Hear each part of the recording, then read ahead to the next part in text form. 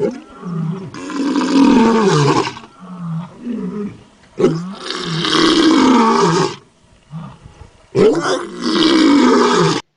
आप देख रहे हैं स्ट्रेट व्यू और मैं हूं मृदुल मयंक। हमारे साथ जुड़े हुए हैं स्ट्रेट व्यू मीडिया ग्रुप के संपादक रतिंद्र नाथ जी। और आज का दिन खास है। खास इसलिए कि आज एक तरफ मुहर्रम का पर्व मनाया जा रहा है, वहीं दूसरी तरफ विश्व बाघ दिवस यानी कि इंटरनेशनल टाइगर डे भी मनाया जा रहा है। और इंटरनेशनल टाइगर डे पूरे विश्व भर में मनाया जा रहा है। क्यों मनाया जाता है, क्या-क्या चुनौतियां हैं, बाघों से हमें फायदा क्या है, ये सारा कुछ जानेंगे इस बुलेटिन में। और हमारे जो भी दर्शक हमारे साथ जुड़े हुए हैं, सबसे पहले उन सबको बहुत-बहुत धन्यवाद और मुहर्रम पर्व की शुभकामनाएं, साथ ही वर्ल्ड टाइगर डे की शुभकामनाएं।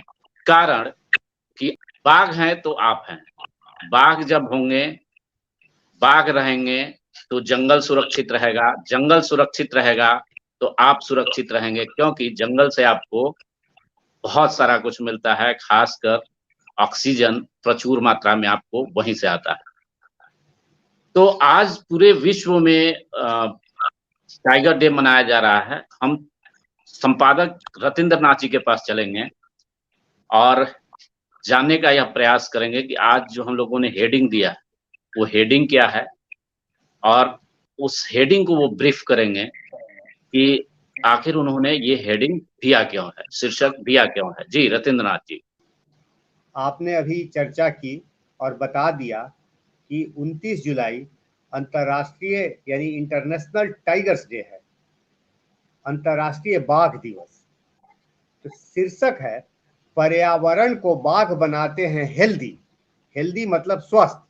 पर्यावरण को बाघ बनाते हैं हेल्दी, वे हैं हमारे लिए वेल्दी।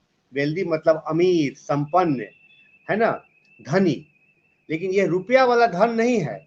धन कब तक है? धन को आप तभी भोग सकते हैं अगर आप बहुत अमीर हैं, लेकिन आपकी सेहत दुरुस्त नहीं है, आपका स्वास्थ्य ठीक नहीं है, तो आप धन को नहीं भोग सकते हैं। तो धन को भोगना है तो सबसे पहले अपने हेल्थ को दुरुस्त कीजिए। और हेल्थ जो है, इस हेल्थ को बाघ जो है पर्यावरण के द्वारा, पर्यावरण को शुद्ध करके जो है लोगों को हेल्दी बनाते हैं। देखिए, इंटरनेशनल टाइगर्स डे, और टाइगर को हिंदी में बाघ कहते हैं। बाघ और शेर में अंतर होता है। शेर को लायन बोलते हैं। मैं सिर्फ एक छोटा सा अंतर बता देता हूं। जो शेर होता है, जो जंगल का राजा है, जिसको लायन कहते हैं, उसके गर्दन पर बालों का एक झुंड होता है, रेशा टाइप का, वह लटका रहता है उसकी गर्दन पर। और बाघ जो है, उसके शरीर पर आपको चेक चेक टाइप का रहता है, माने लाइन खींची हुई टाइप की रहती है, जिसको हम लोग कहते हैं कि चेकदार। चेक का बुसट आदमी जैसे मैं पहना हूं, उस टाइप का, माने लाइन खींची रहती है। यही दोनों में बेसिक अंतर है। वह इतना शक्तिशाली होता है बाघ यानी टाइगर, कि लोग बाघ, पब्लिक, बहादुर व्यक्ति की तुलना टाइगर से पब्लिक करती है, टाइगर से तुलना करती है। कारगिल का जो युद्ध हुआ था 1999 में, तो लद्दाख का में द्रास, कारगिल द्रास सेक्टर जो है, वहां पर एक आपको द्रास कारगिल क्षेत्र का एक पर्वतमाला है, एक पर्वतमाला का नाम है आपको कारगिल। कारगिल युद्ध, जैसे इसको समझा देता हूं मैं। कारगिल युद्ध जो 1999 में हुआ था, तो लद्दाख में द्रास कारगिल क्षेत्र का एक पर्वत है जिसका नाम है आपको टाइगर हिल। टाइगर हिल एक दार्जिलिंग में भी है, लेकिन मैं जिसकी चर्चा कर रहा हूं वह जो है आपको लद्दाख में पड़ता है। और यह द्रास कारगिल क्षेत्र का एक हिस्सा है, पर्वतमाला का ही नाम है टाइगर हिल। उस दौरान मैंने मनोहर कहानियां में एक स्टोरी की थी, यही जुलाई में खत्म हुआ था आपको कारगिल युद्ध, और भारत की उसमें शानदार जीत हुई थी। तो मैंने लिखा था टाइगर हिल का टाइगर। इसका क्या मतलब है कि टाइगर हिल जो आपको गोरखा रेजिमेंट का जिस जवान ने भारत का तिरंगा लहराया था, उसको लोगों ने सैल्यूट किया था, तो टाइगर हिल का टाइगर उसको उपाधि दी गई थी। मैंने उसका शीर्षक ही यही लगाया था, टाइगर हिल का टाइगर। टाइगर हिल का टाइगर का मतलब समझ गए। टाइगर हिल तो एक अपने ऊंचाई पर है, और उसका टाइगर मतलब उसका बाघ, जिसने भारत का तिरंगा, हमारे देश की जो शान है, आन बान शान है, उसको लहराया था। इसीलिए ताकतवर व्यक्ति की तुलना टाइगर से की जाती है। वर्ल्ड के 75% बाघ हिंदुस्तान में है। 75% बाघ हिंदुस्तान में है। बाघ पर्यावरण को सेहतमंद बनाता है। जब पर्यावरण शुद्ध रहेगा, स्वस्थ रहेगा, तो इंसान धनी बनेगा, क्योंकि कहा भी गया है कि हेल्थ इज वेल्थ। आज पर्यावरण के असंतुलन की वजह से ही कहीं अतिवृष्टि हो रही है, मतलब कि हेवी रेन, कहीं अनावृष्टि यानी पानी बरस ही नहीं रहा है, यानी सूखा पड़ गया है। ग्लेशियर आज पिघल रहे हैं। इंसान की जिंदगी खतरे में है। पूरे विश्व में इंसान की जिंदगी खतरे में है, क्योंकि पर्यावरण जो है वह सेहतमंद नहीं है, स्वस्थ नहीं है। तो बाघ वन ऑफ द फैक्टर्स है जो पर्यावरण को शुद्ध करता है। पर्यावरण एक्सपर्ट की रिसर्च में, जूलॉजिकल सर्वे ऑफ इंडिया के रिसर्च में भी आया है कि अगर बाघ नहीं रहेंगे तो घास और फल खाने वाले जीव जंतुओं की तादाद इस कदर बढ़ जाएगी कि इंसान के लिए भोजन पानी की प्रॉब्लम उत्पन्न हो जाएगी, समस्या उत्पन्न हो जाएगी। लिहाजा बाघों का संरक्षण जरूरी है। बाघों का संरक्षण जरूरी है। आज टाइम्स ऑफ इंडिया अखबार, पूरे देश भर के अखबार में टाइम्स ऑफ इंडिया में फ्रंट पेज पर महान क्रिकेटर सचिन तेंदुलकर की कलम से एक आर्टिकल छपी है, और फ्रंट पेज पर है। उस आर्टिकल का नाम है, आपको टाइगर्स डे पर उन्होंने लिखा है, लाइक क्रिकेट टाइगर कंजर्वेशन ए टीम गेम। जैसे क्रिकेट को ए टीम गेम कहा जाता है, उसी तरह बाघों का संरक्षण जो है यह अपने आप में एक ए टीम गेम है। और काफी बड़ी आर्टिकल है सचिन तेंदुलकर की आर्टिकल, तो इससे हमें सबक लेने की जरूरत है। बाघ जो है वह नॉन वेजिटेरियन यानी मांसाहारी होता है। यह मांसाहारी प्राणी है। 85 किलोमीटर की रफ्तार से यह दौड़ता है। बाघ को बिग कैट भी कहा जाता है, और गांव देहात में या शहर के भी लोग कहते हैं बिल्ली को देखकर यह बाघ की मौसी है। लोग कहते हैं कि बिल्ली मौसी। बिल्ली को स्मॉल कैट कहा जाता है, बाघ को बिग कैट कहा जाता है। दोनों एक ग्रुप से आते हैं। यह जो है जूलॉजी के लोग बताते हैं। इसकी टांग इतनी मजबूत होती है कि मौत के बाद भी कुछ वक्त तक यह खड़ा रह सकता है। सोचिए, बाघ की दहाड़ 3 किलोमीटर तक सुनाई पड़ती है। मीट यानी मांस इसका प्रिय भोजन है, और सिर्फ यह यही खाता है, बाकी कोई चीज नहीं खाता है। भैंसा, सुअर, हिरण इसका पसंदीदा जो है भोजन है। एक रात में यह 27 किलो मांस अकेले खा सकता है। एक बाघ एक रात में 27 किलो मांस खा सकता है। और बिल्ली का जो है 95.6% डीएनए बाघ के डीएनए से मिलता है। इसीलिए बिल्ली को बाघ की मौसी कहा गया है, स्मॉल कैट कहा जाता है, बाघ को बिग कैट कहा जाता है। जी बिल्कुल। और आपने बहुत सारी विशेषताएं बताई बाघों की, और मैं दर्शकों को अपने बता दूं कि आखिर टाइगर्स डे मनाने की जरूरत क्यों पड़ी। दरअसल वर्ष 2010 यानी कि 29 जुलाई 2010 को यह निर्णय लिया गया कि टाइगर्स डे मनाया जाएगा। यही वजह है कि आज 13 वर्ष हो गए, और आज 13वां वर्ल्ड टाइगर डे हम लोग मना रहे हैं। और इसके मनाने के पीछे मुख्य उद्देश्य यह था कि बाघों का संरक्षण किया जाएगा, क्योंकि 1973 में जब टाइगर रिजर्व यानी कि प्रोजेक्ट टाइगर की शुरुआत हुई थी, यानी कि उसको इस भाषा में कह सकते हैं कि बाघों के संरक्षण के लिए काम करना शुरू किया गया था। तो उस समय बाघों की संख्या जो थी पूरे विश्व में घटकर हजारों में आ गई थी। जबकि आजादी के पहले, इंडिया की आजादी के पहले अगर आंकड़ा लिया जाए तो लाखों की संख्या में बाघ थे पूरे वर्ल्ड में, और लाखों की संख्या घटकर आ गई थी हजारों में पूरे वर्ल्ड में। तो यह निर्णय लिया गया कि बाघों को विलुप्त प्राय होते जा रहे हैं, तो इनको बचाने की जरूरत है। यही वजह है कि प्रोजेक्ट टाइगर की शुरुआत 1973 में हुई, और जब प्रोजेक्ट टाइगर की शुरुआत हुई तो उस समय भारत में 8 से 9 सेंचुरीज यानी कि वन अभयारण्य थे। लेकिन आज के समय में पूरे भारत में 53 वन अभयारण्य हो गए हैं, और लगातार संरक्षण पर ध्यान दिया गया, बाघों के संवर्धन पर ध्यान दिया गया, तो लगातार संख्या बढ़ते जा रही है। इसी में से एक वाल्मीकि टाइगर रिजर्व भी है, जो कि बिहार का इकलौता टाइगर रिजर्व है। आज इस खबर को करने का, आज के इस स्पेशल बुलेटिन का एक खास मकसद ये भी था कि मामला बिहार से जुड़ा हुआ है, और बिहार का जो टाइगर रिजर्व है इकलौता, बिहार में सिर्फ एक टाइगर रिजर्व है, और उस वाल्मीकि टाइगर रिजर्व में बाघों की संख्या 8 से बढ़कर, यानी कि 2010 के पहले सिर्फ 8 बाघ थे, और बढ़ते बढ़ते आज बाघों की संख्या 50 तक पहुंच गई है। सरकारी आंकड़ा 47 का है, लेकिन 50 से बाघ ऊपर होने का अनुमान इसलिए जताया जाता है कि इसका टेरिटोरी जो है वो नेपाल से के चितवन से जुड़ा हुआ है, उत्तर प्रदेश के इलाके से जुड़ा हुआ है, और बिहार का अपना है ही। तो इस रेडियस में बाघ घूमते रहते हैं।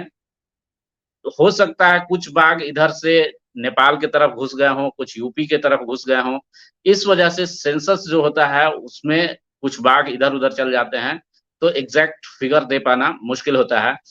तो तकरीबन 50 बाघ बताया जा रहा है, शावकों को छाटकर। शावकों की काउंटिंग नहीं होती है। जब शावक जो हैं, बाघों के बच्चे जो हैं, वो 4 साल के हो जाते हैं, तब उनकी काउंटिंग में उनको गिना जाता है। तो आप समझ सकते हैं, जैसा कि संपादक रतेंद्र नाथ जी ने बताया कि 75% जो पॉपुलेशन है वो इंडिया में है।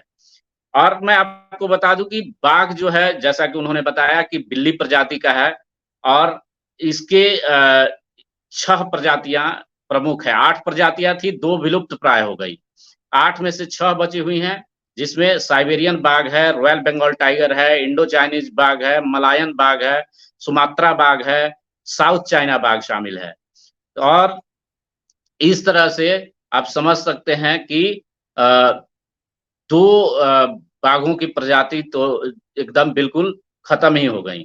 इसके अलावा मैं अभी आपको लेकर चलूंगा वन क्षेत्र पदाधिकारी से रूबरू कराऊंगा तो उनका क्या कहना है। लेकिन एक छोटा सा आंकड़ा आपको मैं दे देता हूं कि बाघों की जो मौत का मामला है वो भी काफी देखने को मिलता है, शिकारियों द्वारा शिकार किया जाता है। इस मसले पर हम बाद में आएंगे, लेकिन हम लेकर चलते हैं आपको वन क्षेत्र पदाधिकारी वाल्मीकि टाइगर रिजर्व के पास, और उनसे मेरा यह सवाल होगा कि बाघों का संरक्षण किस तरीके से किया जा रहा है, और बाघ जो है वो हमारे लिए जरूरी क्यों है। क्योंकि अभी रतेंद्रनाथ जी ने बताया कि बाघ जो है वो हमारे लिए हेल्दी और वेल्दी दोनों हैं।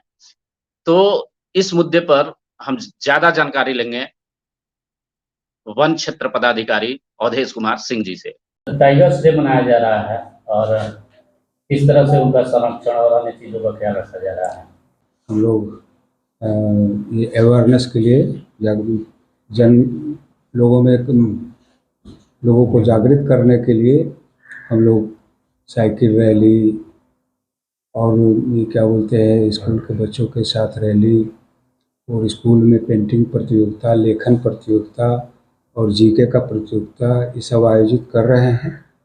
और बाघों के संरक्षण की दिशा में VTR में बहुत सारा काम हुआ है, और बहुत खुशी की बात है कि वो अच्छा रैंक हम लोगों को मिला है। बाघों की संख्या लगभग 50 के करीब हो गई है, 47 जो है सो रिपोर्ट हुआ है। तो बहुत वृद्धि हुई है बाघों की संख्या में। और ये जो है वो हम लोगों के जितना हम लोग देखते हैं, जितना हमारे रीडिंग में आता है उससे थोड़ा कम ही है, क्योंकि उसका कारण है कि नेपाल से हम बीटीआर का बॉर्डर सटा हुआ है, तो ये जब इसका सेंसस होता है तो उस टाइम में बहुत इधर से उधर होते रहते हैं। कई दफ़ा ये देखा जाता है कि शिकारी जो हैं फंदा लगा देते हैं, और अभी हाल में उधर आपके लंतुरवा की तरफ में भी हुआ था, तो उन सब चीज़ों से बचाने के लिए कैसे क्या किया जाए? नहीं तो इस पर जो है ना बहुत सारा हम लोग को काम हुआ है ना, बिजली विभाग से लेकर के प्रशासनिक स्तर पर जो है ना, क्या बोलते हैं, पुलिस प्रशासन और जितना ये एसएसबी के जितने भी बीओपीज हैं, है ना, उन सबों के साथ मिल करके हम लोगों ने रणनीति बनाई, और WTI के सहयोग से हम लोग जो है वो उसको जहाँ जहाँ जो है सो ऐसा फंदा लगाते थे, बिजली का फंदा से लेकर के इस सब में बहुत हम लोग इसको मिनिमाइज किए हैं, और उसी दिशा में बहुत ही ठोस कदम उठाया गया है। टाइगर्स डे पर लोगों को क्या संदेश देना है? टाइगर्स डे के लोग, टाइगर है तभी जो है सो धरती बची हुई है। टाइगर को बचाना इसलिए ज़रूरी है, अगर एक टाइगर नहीं रहेगा तो बहुत सारे उपद्रव में हम लोग फंस जाएंगे। जिससे टाइगर जो है सो टोटल इन्वायरमेंट को, इकोसिस्टम को वो गवर्न करता है। टाइगर नहीं रहेगा तो जंगल में जो है सो हार्बिवोर्स जितने भी घास चरने वाले चीतल, हरिन, सब इस सब की संख्या में वृद्धि होगी तो वो सारे जितने भी जंगल के रिजनरेशन है उसको वो नष्ट कर देंगे, है ना।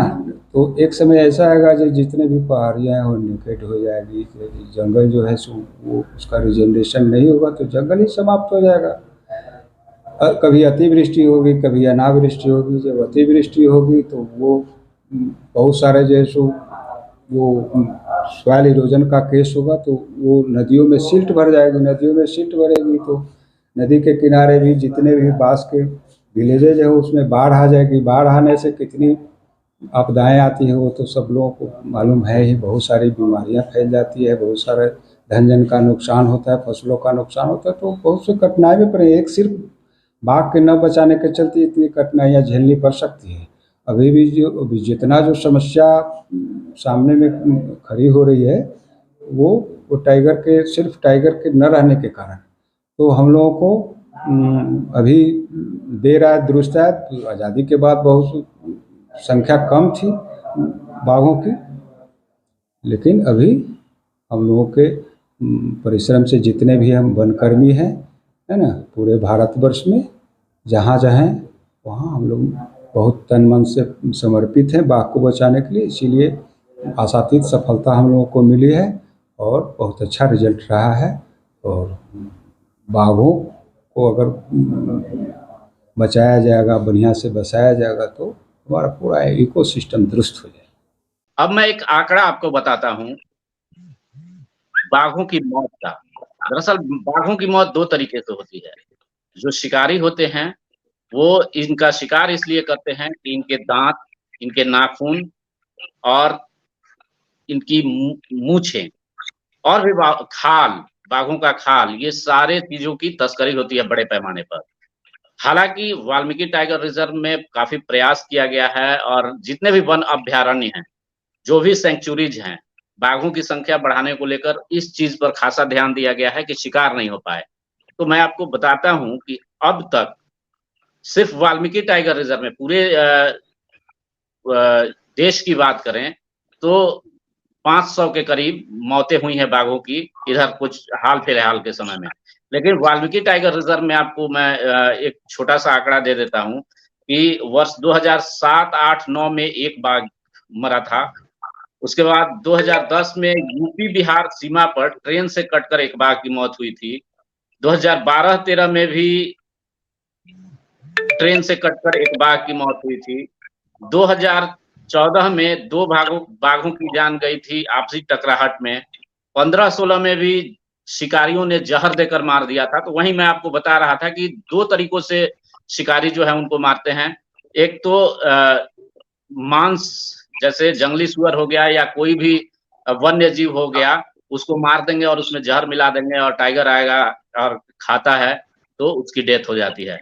और दूसरा कि उसमें बिजली का करंट लगाकर ट्रैपिंग करके उसको मारते हैं। तो इन सारी चीजों पर वन विभाग रोक लगाने के लिए हम अधिकारी से बात करेंगे कि कैसे वो लोग क्या कर रहे हैं इसको। उसके बाद 2018-19 में 2 बाघों की मौत हुई थी। 2021 में शिकारियों द्वारा लगाए गए ट्रैप में फंसकर एक बाघ की मौत हुई थी और एक तेंदुआ भी मरा था, जो मैं आपको अभी बताया कि ट्रैपिंग कैसे लोग करते हैं। 2 अक्टूबर 2021 को एक बाघ की मौत हुई थी। इससे पहले फरवरी 2021 में भी हुई थी। फिर से 5 जनवरी 2022 को 8 महीने का मादा शावक का शव मिला था वाल्मीकि टाइगर रिजर्व के कलेश्वर स्थान में। 8 अक्टूबर 2022 को एक बाघ जो है वाल्मीकि टाइगर रिजर्व का आदमखोर हो गया था, तो उसको शूट करना पड़ा था। और फिर 2 फरवरी 2023 को एक बाघ की मौत हो गई थी। तो इस तरह से अगर बाघों के मौत का आंकड़ा लेकर जाए तो वाल्मीकि टाइगर रिजर्व में ही अभी 20-22 बाघ मर गए। अगर ये जिंदा होते तो आंकड़ा कहां से कहां गया रहता, हम लोग शतक के आसपास होते।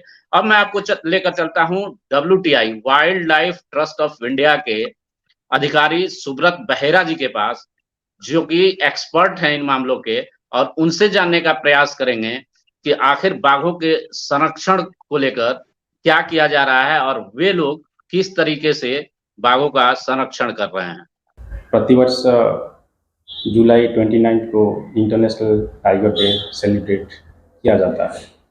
इस साल हम वाल्मीकि टाइगर रिजर्व में 29 जुलाई को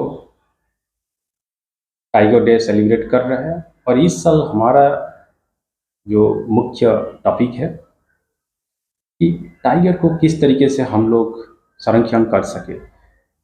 वाल्मीकि टाइगर रिजर्व की बात करें, यहाँ की जो आज के दिन में विषय है, चिंता की विषय है, यहाँ पे टाइगर का आबादी पिछले 10 साल 15 साल में लगातार बढ़ोतरी हुई है और अभी हमारे सामने चुनौती है टाइगर को किस तरीके से कई सारे खतरों से बचाया जाए।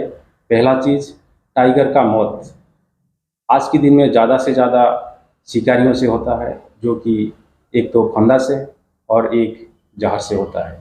हम इसके ऊपर पिछले कई सालों से एक प्रोजेक्ट चला रहे हैं, जिसके चलते किस तरीके से हम टाइगर को बचा सके और हमारी जो वन कर्मी है फंदा या जहर से टाइगर का मौत ना हो, उसको बचा सके, इसके ऊपर काम कर रहे हैं। और एक चिंता की विषय है, अक्सर अमल के समय में tiger main Valmiki tiger reserve के एरिया से बाहर के एरिया में जाता है, जो कि गन्ना का खेत में जाता है और इस समय में काफ़ी सारे कॉन्फ्लिक्ट होता है, जिस टाइम में ये हमारी वाल्मीकि टाइगर रिजर्व अधिकारी और स्टाफ के लिए और जनता के लिए बहुत समस्या का विषय होता है। और पिछले कई सालों से इस तरीके का परिस्थिति पैदा हो रहा है और आने वाले समय में हमारा ये मुख्य काम रहेगा कि हम किस तरीके से ह्यूमन टाइगर कॉन्फ्लिक्ट को कम कर सकेंगे, जो कि लोगों के साथ हम मिल के काम करना पड़ेगा, जिसमें टाइगर भी कंजर्व कर सकेंगे और लोगों का जो ज़िंदगी और उनकी जो स्वास्थ्य, इसको बेहतर बरकरार रख सकेंगे। इसके ऊपर हमारा लगातार प्रयास रहेगा आने वाले समय में। बिहार की 2-3 खबरें हैं, ले लिया जाए एक मिनट में। हाँ, बोल दीजिए। दानापुर में बालू माफिया की फायरिंग में एक शख्स जख्मी हो गया है। नवादा में आपको साइबर फ्रॉड गिरफ्तार किया गया है, जो कि 2 लोग गिरफ्तार किए गए हैं।